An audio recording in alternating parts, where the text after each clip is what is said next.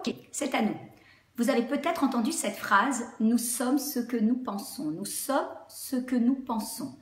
Ce que je suis en train de vous dire là, c'est que nos pensées impactent notre résultat. Ça s'inscrit comment dans la chaîne humaine? J'ai une pensée qui va générer une émotion, un sentiment, qui va générer automatiquement un comportement, un résultat et une réalité, ma réalité. On va prendre l'exemple, si vous le voulez bien, de cet étudiant qui doit passer son examen. Alors peut-être qu'en toile de fond, il aura cette pensée « je ne suis pas prêt, je n'y arriverai pas ». Qu'est-ce qui va se passer? Il va générer un sentiment, une émotion de peur. En fait, il va élargir dans le cerveau une partie qu'on appelle l'amygdale.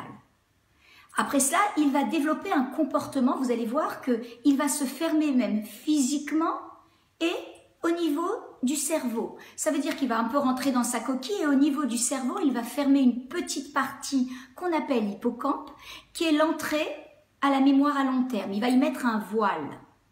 Beaucoup de difficultés à apprendre et à, si vous voulez, récupérer toute cette matière pour pouvoir l'utiliser le jour de l'examen. Après cela, il va avoir le résultat qu'il n'aurait peut-être pas voulu obtenir et une réalité, c'est que finalement, il ne va pas pouvoir poursuivre ses études dans cette voie.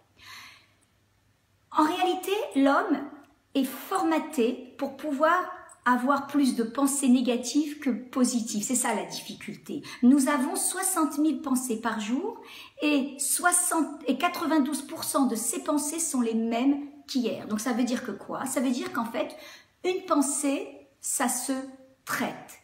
L'idée, c'est qu'aujourd'hui, on va voir ensemble comment on peut changer de mindset. Ce n'est pas de ne plus avoir de pensées négatives, c'est pas possible. Par contre, faire en sorte qu'elles aient beaucoup moins d'impact dans ma vie. Parce que vous le savez, quand vous avez un champ et que vous laissez ce champ sans surveillance, automatiquement, vous allez récolter des pissenlits, des chardons. C'est la même chose. Le côté sombre chez la personne n'a rien besoin pour pouvoir être cultivé.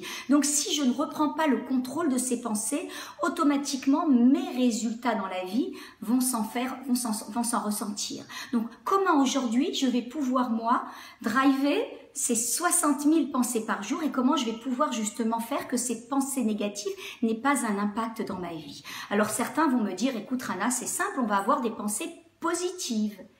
Eh bien là, je pense que c'est là où s'arrêtent les limites de la psychologie positive. Pourquoi?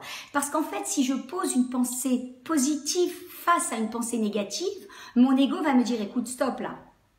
D'accord? Jusqu'à présent, tu as toujours agi de cette façon, tu avais des pensées négatives qui drivaient, qui étaient pilotes de ta vie, ça marche pas, et donc il va refuter la proposition.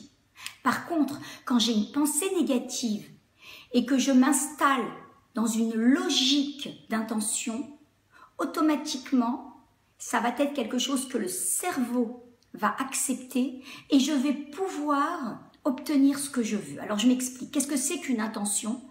Une intention, c'est un bon de commande que j'envoie à Dieu, un bon de commande que j'envoie à l'univers. En fait, je suis en train de passer d'un processus d'opposition à un processus de collaboration. Je passe de quelque chose de négatif à un projet. Quand je dis j'ai l'intention de restituer facilement toutes mes connaissances lors de l'examen, j'ai l'intention de me sentir à l'aise, j'ai l'intention de me préparer au mieux pour cet examen, j'ai l'intention de réussir cet examen. Automatiquement, je suis en train de nourrir mon geste en qualité et automatiquement, mon résultat s'en fera ressentir.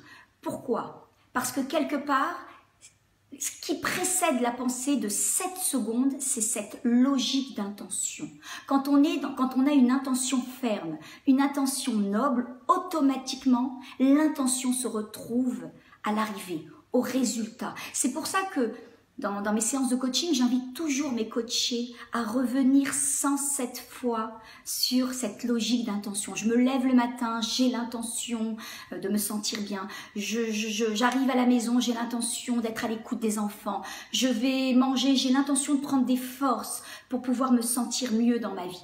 En tous les cas, revenir 107 fois à cette logique d'intention. Rappelez-vous, ce sont des bons de commande à Dieu. Vous savez que la première intention de l'homme, c'est celle d'être heureux, c'est celle d'être heureuse. Donc, l'idée, c'est de se lever le matin déjà avec une intention ferme. J'ai l'intention d'être de plus en plus heureuse. Là, qu'est-ce qu'on est en train de faire? On est en train de tordre le cou à ces pensées négatives. Donc, encore une fois, c'est pas que je vais en avoir moins, mais je vais devenir le pilote. Je vais devenir créateur de ma vie. Rappelez-vous, où je suis victime, où je suis créateur de ma vie. Ben, tiens bien, ça tombe très bien, puisque c'est la thématique du prochain atelier, où je vous retrouverai avec grand plaisir le 9 janvier à Vincennes, où nous pourrons ensemble développer cette thématique sur « Suis-je créateur ou victime de ma vie ?»